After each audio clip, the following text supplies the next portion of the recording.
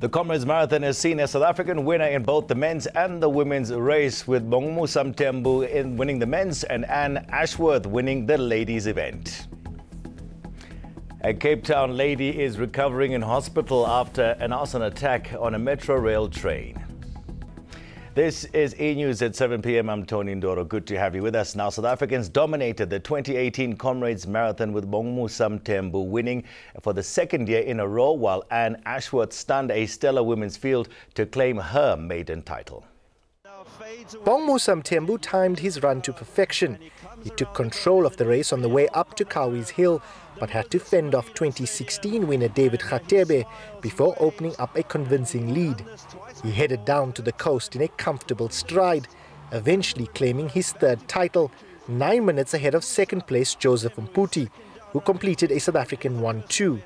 It was the first time a South African man won back-to-back titles since Bruce Fordyce in 1988. It's such an emotional race today. I mean, I went through a lot this season, but with the grace of God, I was able to run today. So I'm very happy. I'm quite excited. But yeah, man, this is very emotional ever. Under the guidance of renowned coach John Hamlet, Anne Ashworth caused a major upset to win the women's race. Her consistent pace and energy proved too much for fellow South African Gerda Steyn, who finished as runner-up after winning the Two Oceans earlier this year. My coach set me what I thought was quite an aggressive plan, and I thought, oh my word, I'm not sure I can stick to that. But, you know, the Ks just ticked by, and quite soon I could see the top 5 ladies, and I just kind of hung around there, and after halfway just held the pace, and suddenly I was in the lead, and I was like, what's happening? But yeah, just great run. It proved to be a remarkable day for South African athletes, who dominated the podium thanks to some gutsy performances. While the elite athletes grabbed all the media attention, special mention must be made to the thousands of amateur runners who conquered the 90-kilometer route of the ultimate human race. Myron Naika in Durban. Well, I'm joined on the line now by my colleague Thulas Simelane, who he was also running in the Comrades Marathon. And now, Thulas, this was your first Comrades Marathon. Give us your experience. How did you fare at the end?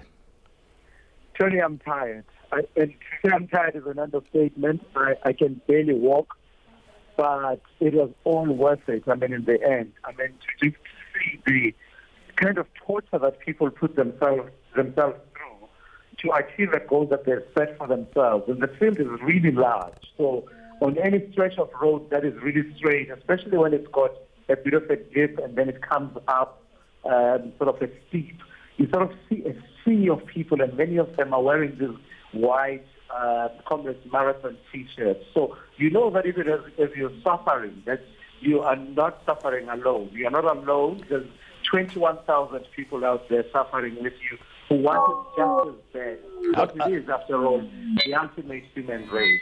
I had aimed for a sub-11 finish. I wanted to finish under 11 hours. I found myself a nice partner, a guy called Sento, that I was running with from Vanderbale Park. And he was really timing me and pacing me until he had an unfortunate incident along the way where he tripped and sort of triggered some cramps. And that really put a spanner in the works, and we lost a lot of time after Drummond. And we battled through until he released me, and he said, look, if you don't go, we both are not going to make our time. And I'm really grateful for that. And in the end, I ended up doing it in 11 hours. I think it's 45 minutes. I've not really checked, Tony, because I'm too tired to even care. That's fantastic. It's absolutely amazing. Listen, better you than me, Thulas. Better you than me. Let's also go on. We've got on the line Deborah Gray, who was also running the Comrades. It was her first time finishing. It was a second race, but her first time finishing. Deborah, thanks for joining us. You must be elated after crossing that finish line. I am. It's finally, it was a lot of training, and I'm just happy it's finally being achieved. Did you get to a point where, you needed, you were running with your husband. Was there a point where you reached that barrier? That they always talk about that point, where that pain barrier that you have to cross. Yes, that pain barrier hit about 60K. Mm-hmm. But I had my husband who was very strict.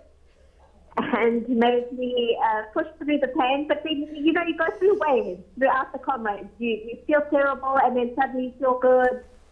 And then suddenly you've got 10 Ks left to go, and then it's done. But well done. Are you going to do this again next year? You going to be running again? It's debatable. All right. I won't be running with my husband again, certainly not. He's done his job, and he's done his chance of 10 minutes. All right, Deborah, well done. It's absolutely, you know, I'm proud of you. You did an amazing job. All right, fantastic stuff. All right, Deborah Gray, she also finished the Comrades Marathon, which was, of course, run a little bit earlier on in Durban, from Pietermaritzburg to Durban. Let's move on now. The Public Servants Association will be meeting with Social Development Minister Susan Shabangu tomorrow to discuss the possibility of wage negotiations for SASSA. Social Security Agency employees have vowed to down tools tomorrow following the alleged refusal by SASSA to enter into a negotiation process with the association on the basis that the agency says it falls under public service wages. In the meeting, PSA will clarify that SASSA is independent of the Public Service Coordinating Bargaining Council and requires its own wage increase negotiations for employees. A majority of trade unions representing around 100,000 workers have agreed to government's offer of a 7% wage hike. The association says the strike by SASSA employees won't disrupt grant payments but may affect new negotiations. Minister of Corporate Governance and Traditional Affairs Zweli Mkhize has denied involvement in an alleged 4.5 million rand kickback. The Sunday Times reports that a law firm has named the former ANC Treasurer General in a claim against a company called Africoil. The firm says Mkhize agreed at a meeting in June 2016 to promote Africoil's projects and facilitate a PIC loan. The meeting came after the government pension fund manager rejected Africoil's loan application. The loan was for 210 million rand. Mkhize says the report is a fabrication and he's seeking legal advice. A Cape Town family is planning to sue the authorities following a fatal arson attack on a Metro Rail train almost 2 weeks ago. Lee Jansen is recovering from severe injuries after she narrowly escaped death. Another commuter died in the blaze. Cape Town police are yet to make any arrests. Leanne Jansen has the story. Please note the story contains some graphic images. Remnants of a violent attack. Lee Jansen is recovering in Cape Town's Tygerberg Hospital after suffering third-degree burns to the top of her body. At the time of admission, she had only 25% lung capacity. Her mum is visibly traumatized and angry. There is no excuse for this. You know, this is just pure barbaric acts of cowardice. I don't know. I don't know where it is all going to end. A fellow commuter was burnt beyond recognition. I said to somebody at the hospital, if Lee was the person that had died, it would have been, we wouldn't be having this conversation. It would have been too, I don't know, I can't imagine what it is like. She's a trauma counsellor but says it's harder when it's personal. Every time I think that I've seen it all, working with so many different cases, but nothing prepares you for this. In anticipation of this broadcast, Jansen sent a message of thanks. Oh, thank you, everybody. The prayers, the thoughts, and for loving me. I love you guys. Schenker has slammed the police and Metro Rail for their alleged inaction. The detective told me that they will speak to Lee once she can speak to them, but Metro Rail has not come to the party. They didn't make contact with me at all. So what does it tell you? She wasn't on the inquest report. There's nothing that says that something had happened. There was another person. Metro Rail, meanwhile, says it's doing all it can to safeguard its trains. The rail service says it's rallying national and provincial law enforcement agencies to scale up security. Leanne Jansen, Cape Town. More news after the break. We'll take a closer look at South African gun laws, where over 2.5 million people in South Africa are licensed to own guns, but about 400,000 of them have expired licenses and are therefore in possession of unlawful firearms.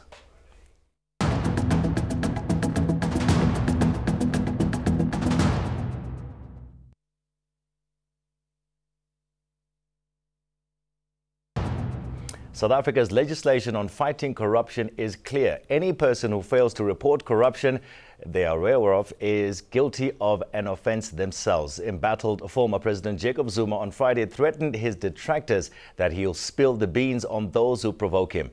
Reporter Michael Apple has more.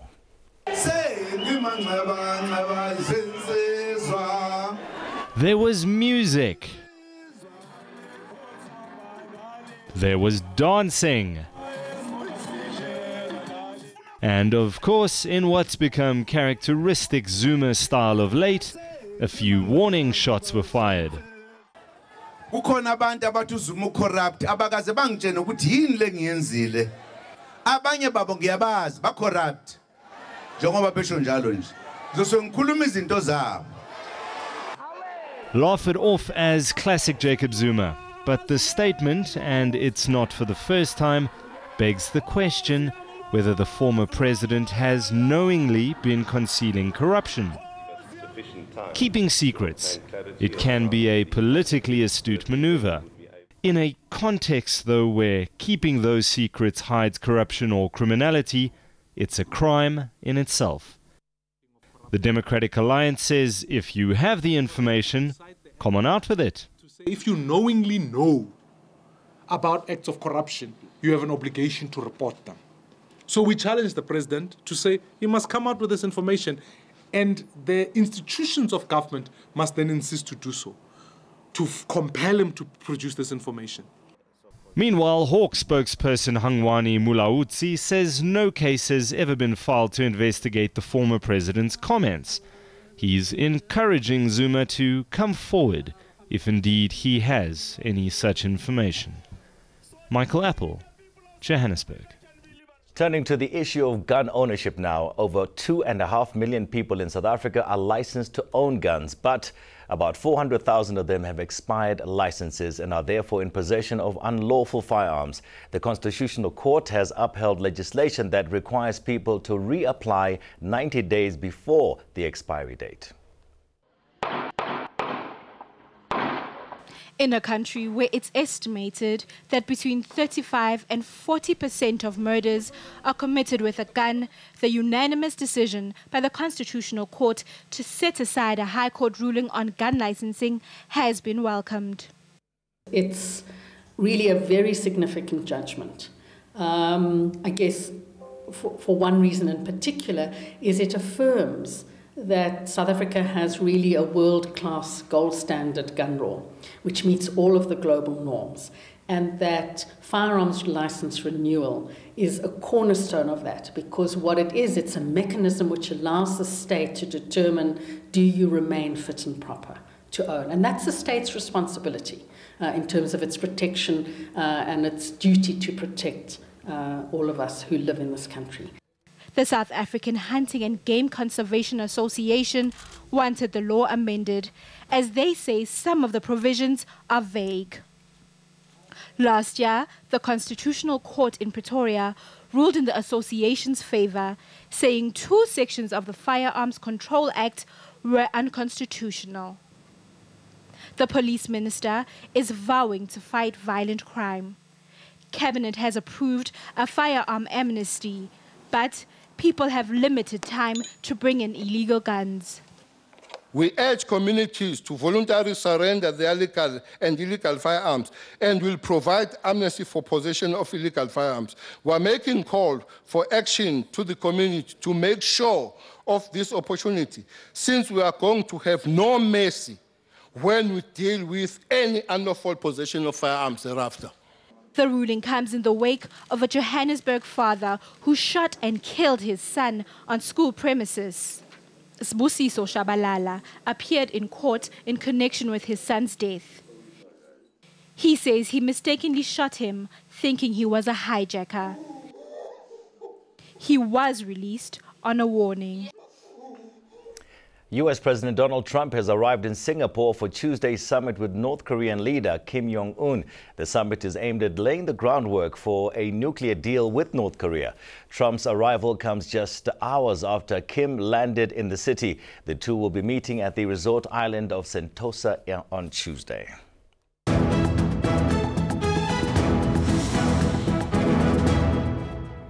As a recap of your main stories this evening, the Comrades Marathon has seen a South African winner in both the men's and women's race, with Bongmusa Mthembu, the men's winner, and Anne Ashworth, the ladies' winner. A Cape Town lady is recovering in hospital after an arson attack on a metro rail train.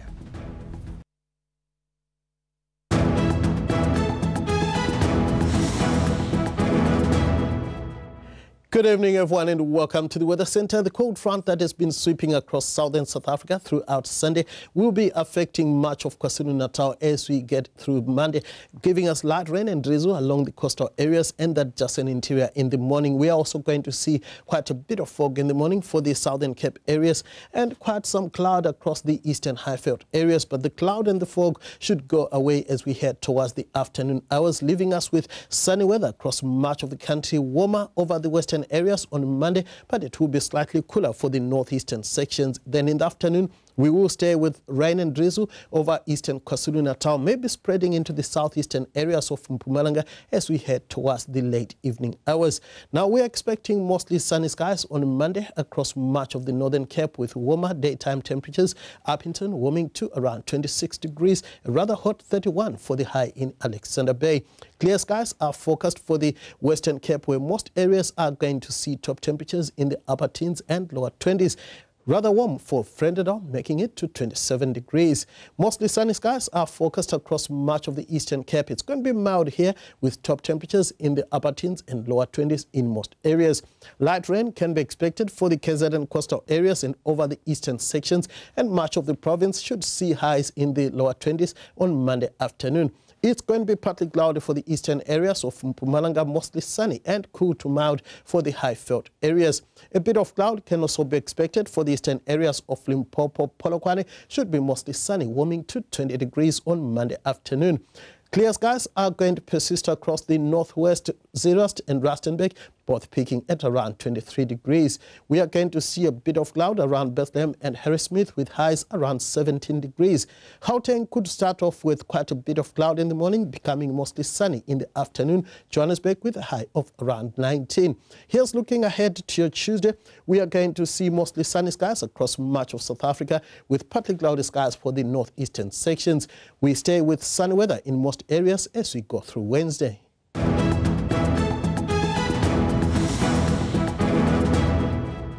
He's the man behind the hit song Akana Mali. He is Sun L musician. The music producer cleaned out at the Summer Awards last weekend, receiving 3 trophies for that song. Lindy Wesitola caught up with him to find out how life has been after the win and what inspired this award-winning track.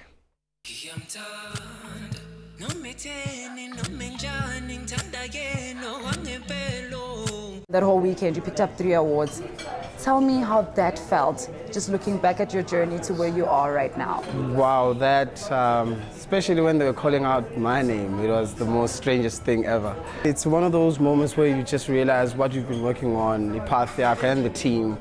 Right. Now you work with Busi. Something Soweto. Something Soweto, yeah. Yes, you meet Something Soweto. Tell me about that collaboration. How did you guys meet? How did you guys end up working together? Sam played some of his music, we laptop, and then I was like, wait, hold on, this sounds like the soil. He was like, no, I was part of the soil. He told me a story. I was like, oh, cool. And then he listened to my music. He was like, dude, we have to work. So that's how we met, and then we hit the studio 2016. Yeah. And it's so amazing that you recorded this hit song and the rest of your album in your bedroom. It's crazy. I don't think a lot of people know that. And it's such a weird story because that's how I actually finished the whole album. It was just a bed and a little setup.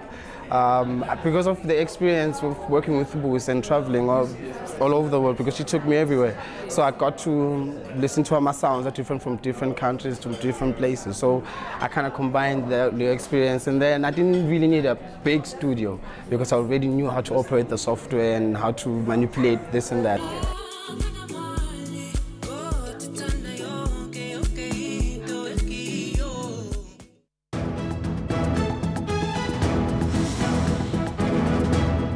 The Comrades Marathon has seen a South African winner in both the men's and women's races, with Bongmusa Mthembu, the men's winner, and Anne Ashworth winning the ladies' event. That's it from myself and the team. Have a fantastic Sunday evening.